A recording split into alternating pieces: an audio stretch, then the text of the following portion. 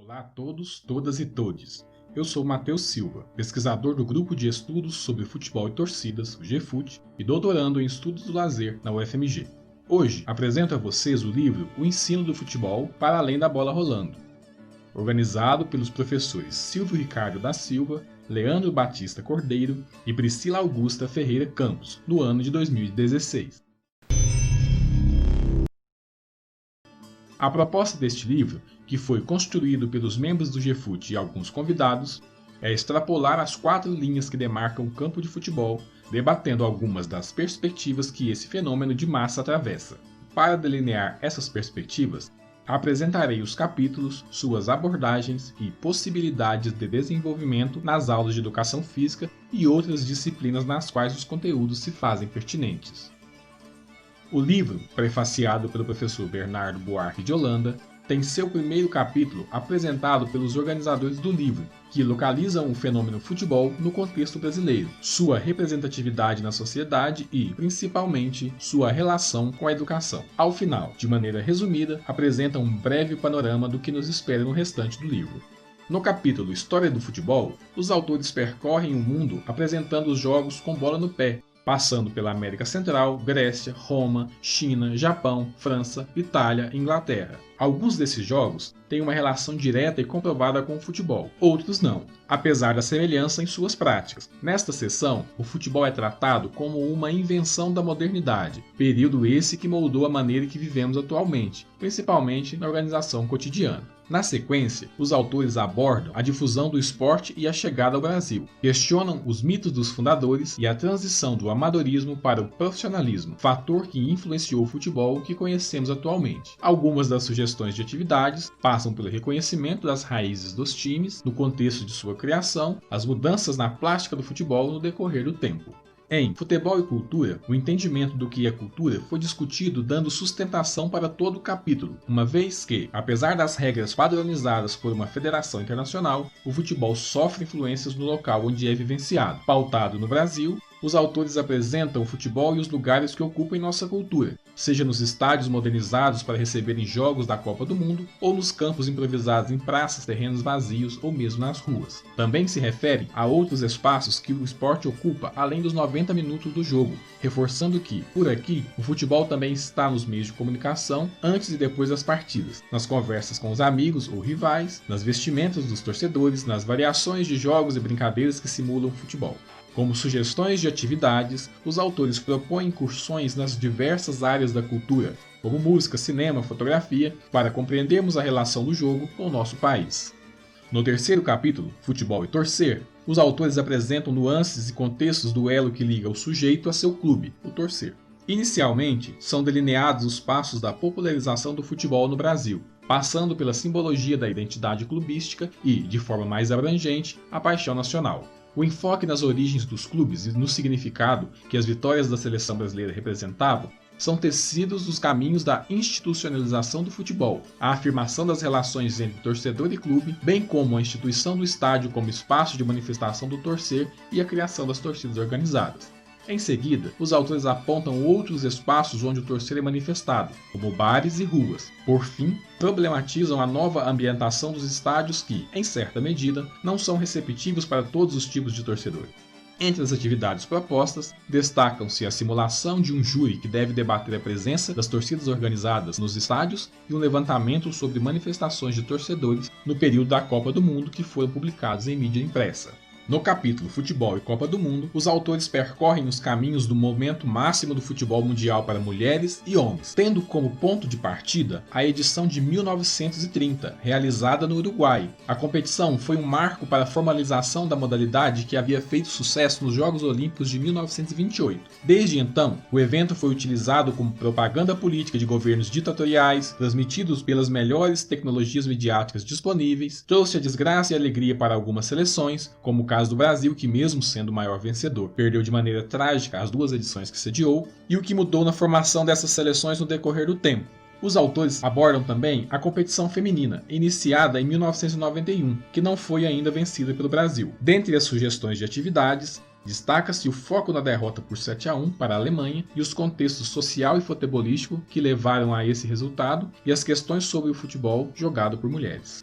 No sexto capítulo, Futebol e Profissão, é abordada a condição de ser jogador de futebol profissional e toda a mística envolvendo essa profissão.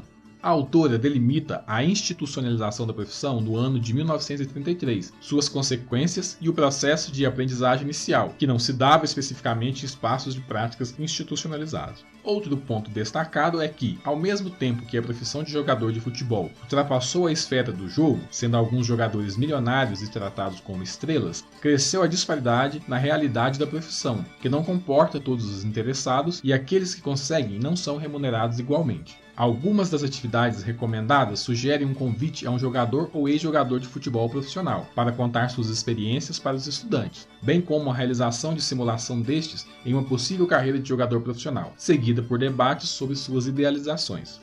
No capítulo Futebol e Racismo no Brasil, os autores abordam o que é chamado de racismo à brasileira, o conceito de raça e sua implicação no futebol brasileiro.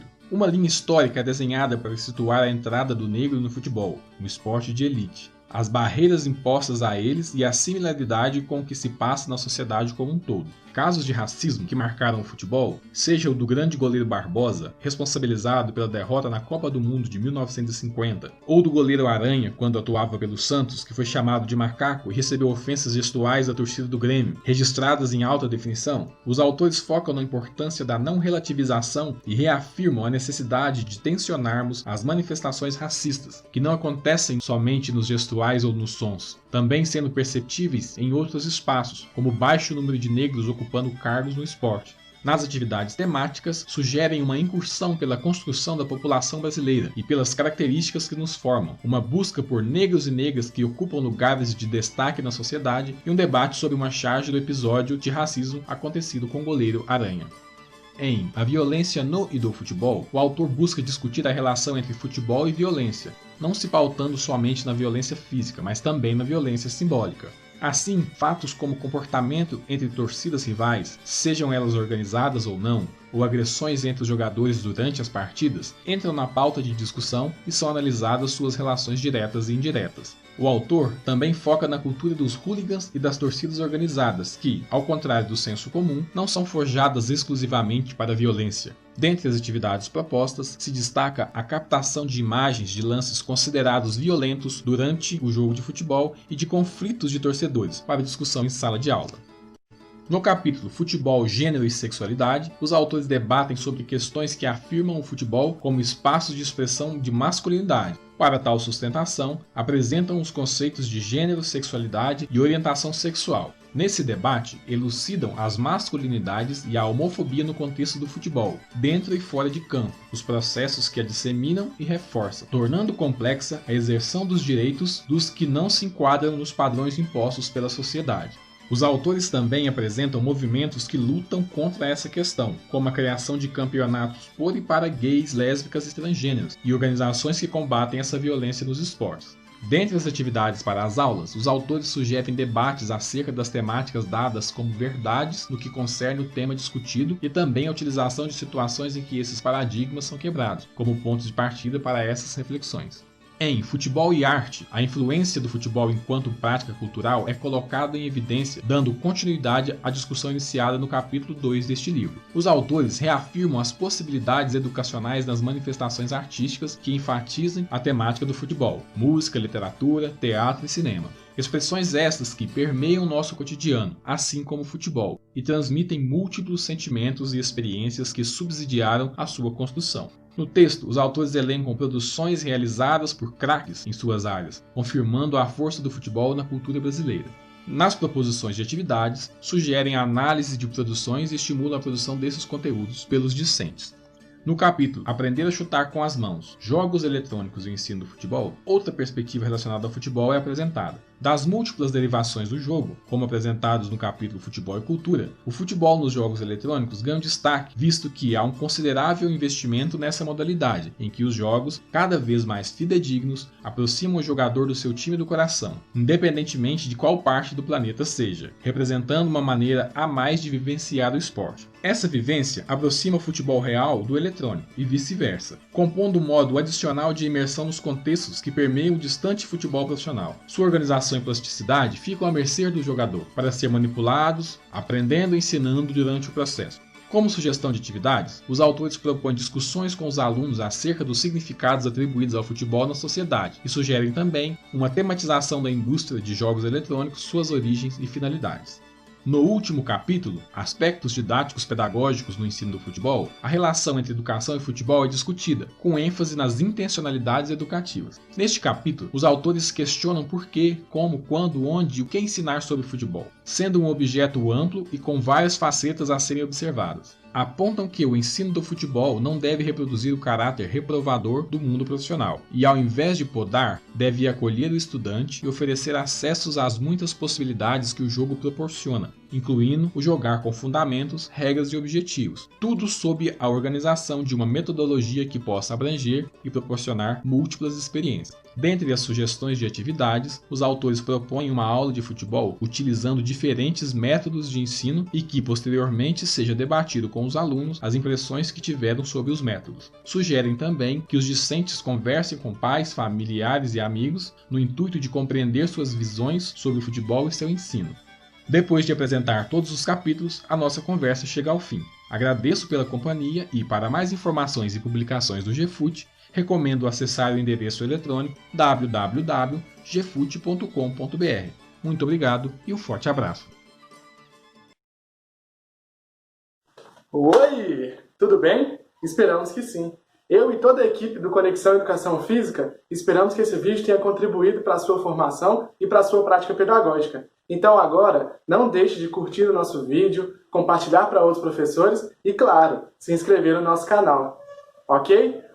Mais uma coisa, não se esqueça de nos acompanhar nas redes sociais, pois lá estarão todas as nossas divulgações e informações. Fechado? Forte abraço!